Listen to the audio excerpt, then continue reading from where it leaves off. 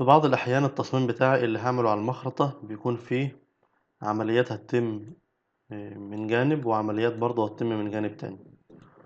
وأحيانا بيكون عندك عائق إن الأداة تدخل تكمل العمليات اللي هتتم من الاتجاه التاني ده. يعني لو احنا جينا خدنا مسقط وخدنا مقطع بالشكل ده، هتلاحظ إن أنت عندك عائق هنا، وبالتالي الأداة اللي هتخش تخرط الجزء ده مش هتقدر تكمل وتطلع فوق هنا، لأن هي هتخبط في الأجزاء دي. وبالتالي هيكون الحل الأنسب إن أنا بعد ما أخلص شغل هنا ألف البارت على الظرف وأكمل شغل من الأجزاء دي.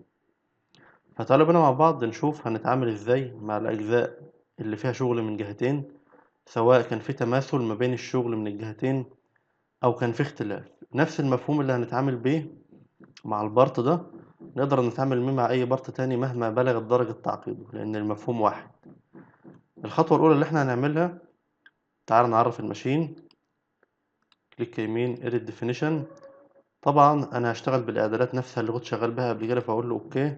بعد كده اروح اظبط المحاور Edit Definition، اختار السطح العمودي على محور زي اهو، واخترت انتيتي، يبقى انا كده ظبطت المحاور بتاعتي اهو. لا طبعا هنختار اكس بدل زي، نروح لزي ونختار السطح العمودي على محور زي اهو، يبقى انا كده المحاور عندي مظبوطه. تعال بعد كده نظبط الستوك Edit Definition، وناخد الستوك عندي ناخدها 120، او تعال ناخدها مينيمم بار ستوك بحيث ياخدها على أقل أبعاد للبرط، وناخد البرط ده معمول فيه فتحة مقدارها مثلا 40 أو 45 مليمتر. يبقى أنت عندك كده الستوك مجوف، يعني حاطط الستوك وأنت عامل فيه عملية سنتر دريل. تعال نشوف مسقط كده. تعال نصغر الفتحة اللي عندي بحيث نحافظ على شكل الانحناء الداخلي ده، نخلي الفتحة دي مثلا 25. يبقى كده أنا عملت ثقب في البرط أو عملت دريل قبل ما اثبته، وبالتالي وفرت عملية السنتر دريل ووفرت عملية الدريل. تعال نروح نعمل تيرن سيت اب، نقول له اوكي. وتعالى كده نحاول نعمل كل الفيتشرز دي مرة واحدة ونشوف هل هينجح ولا مش هينجح زي ما قلنا. فتعالى نعمل كليك يمين تيرن فيتشر، نختار مسقط مناسب، ونختار انر دايمتر فيتشر. وفي الحالة دي نختار الاستراتيجية راف فينش لان انا خلاص عملت الدريل، وانزل تحت نختار الويندو سيلكشن ونحدد كل الفيتشرز اللي موجودة عندي ونقول له اوكي. The geometry is not valid for selected feature type. Please correct the geometry. تعال نشوف احنا اخترنا ايه. تعال ما نختارش ده، احنا مش مفروض ده يكون معانا. احنا نختار الحواف الداخلية بس، نختار الحواف الداخلية دي بس. نقول له اوكي.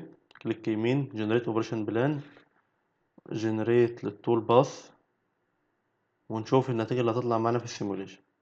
تعال نختار الظهور يظهر لي نص البارت، ونشوف ايه اللي هيحصل معانا. طبعا احنا مفعلين اوامر الاصطدام، فلو حصل اي اصطدام اوتوماتيك هيديني تنبيه. هو انا شغال في الجزء الامامي اهو بشكل مرن. شوف بقى اللي هيحصل معاك اول ما تدخل تكمل بقية التصميم. هيقول لك ايه؟ حصل تصادم ما بين الاداة والستوك في العملية اللي هي البور فينش واحد. تمام تمام، يبقى انا فعلا حصل تصادم اهو، وده لان الاداة مش قادرة تطلع تنفذ العمليات اللي هنا فوق. وبالتالي حاجة زي دي زي ما قلنا هنتغلب عليها من إن إحنا هنقسم الشغل على مرتين.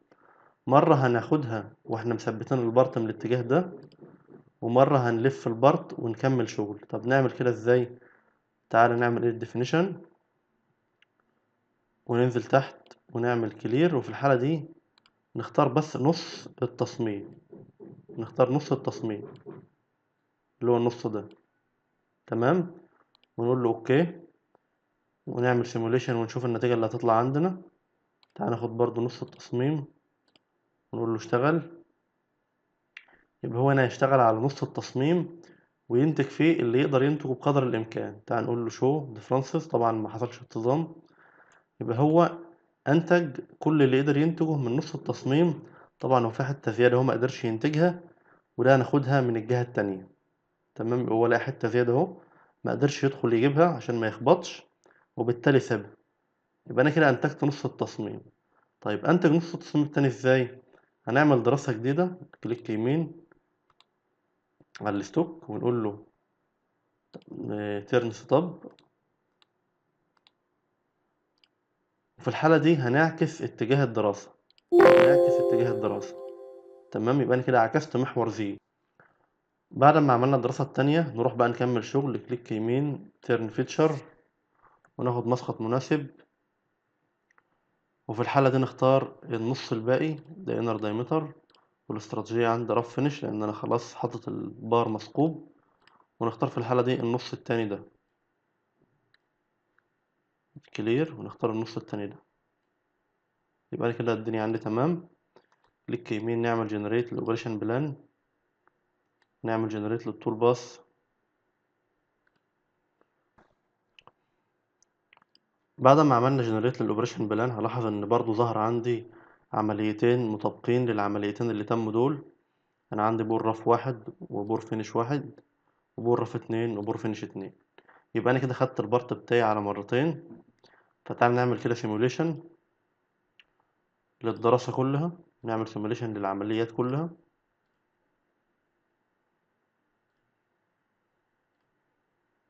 تعالى كده ناخد نص سيكشن.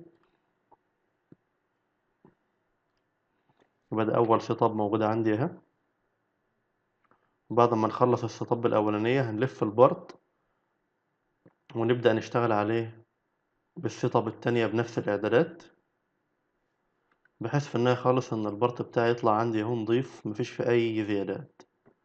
تمام، ده بالنسبة للعمليتين. لو احنا جينا شفنا هنلاحظ ان الظرف الاولاني مظبوط وزي الفل. لو انت بقى رحت للظرف التاني هتلاحظ ان اجزاء الظرف تمام متداخلة مع التصميم زي ما احنا شايفين اهو، زي ما احنا شايفين متداخلة. طب ازاي نقدر نعدل التشك نخليه بالصورة الطبيعية؟ طبعا تقدر تتحكم في كل خواص. لو انت رحت على الدراسة هنا من الفيتشر تري تعمل ايه ديفينيشن. كذلك كان بإمكانك تحدد انت عايزه يمسك من الانر دايمتر ولا من الاوتر دايمتر زي ما احنا شايفين كده. تعال نمسك من الاوتر دايمتر، واحنا بنختار في الكلامبنج في اتجاه اكس بنختار الخط اللي في اتجاه المحور، وفي الكلامبنج في اتجاه زد بنختار الخط العمودي على المحور بحيث نحدد اتجاه الكلامب المناسب. وكذلك زي ما قلنا تقدر تحدد إذا كان هو هيمسك من بره أو من جوه الشغلانة.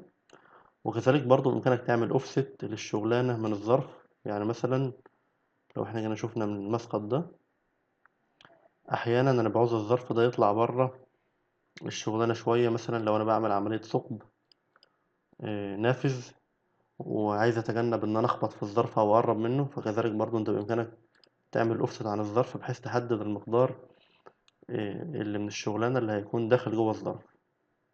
وبعد ما تظبط تعديلاتك هتقول له اوكي. تعالى مثلا هنا نخلي زد زيرو، زد زيرو اوفست.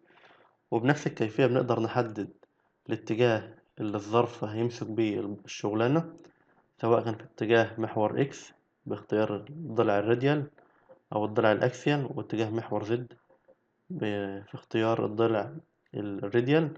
وكذلك ممكن تحدد الاوفست وتحدد كل الامكانيات اللي انت عايزها فيما يتعلق بالظرف. كذلك لو كنت هتمسك الشغلانة من بره او من جوه. وبعد كده تقول له اوكي، وتقدر تولد جي كود للعملية دي بشكل منفصل وجي كود للعملية دي بشكل منفصل. وبعد ما تخلص العملية دي تفك الشغلانة وتلفها وتشتغل بالعملية دي. كليك يمين بوست بروسيس. يبقى أنا كده هولد جي كود مثلا نسميه تي 1 للعملية تيرن 1. تقول له اوكي. وكذلك تقدر تولد جي كود للعملية التانية دي بنفس الكيفية بوست بروسيس. يبقى انت كده معاك اتنين كود لكل عملية، في كود منهم تي 2 تقول له سيف. وبكده نكون نجحنا إن احنا نعمل ماشيننج للبارت من الاتجاهين المختلفين. طبعا لو الماكينة عندك كانت 4 محاور فأنت كنت هتتجنب الشغل اللي احنا عملناه ده، لأن ماكينة الخراطة ال4 محاور فيها الإمكانية إن هي تنقلك الشغلانة بشكل أوتوماتيك وتلفها لك بشكل أوتوماتيك بدون تدخل منك. هنلاحظ برضو إن أنا كان معايا ميزة هنا وأنا شغال، بما إن التصميم ده متماثل، يعني الملامح اللي من الاتجاه ده هي نفس الملامح اللي من الاتجاه ده، فأنا كان برضو بإمكاني أكتفي بسيت أب واحدة وأثبت البارت بالاتجاه ده، وبعد ما أخلص السيت أب الأولانية دي ألفه وأعمل تكرار للسيت أب الأولانية، وده لأن البارت متماثل.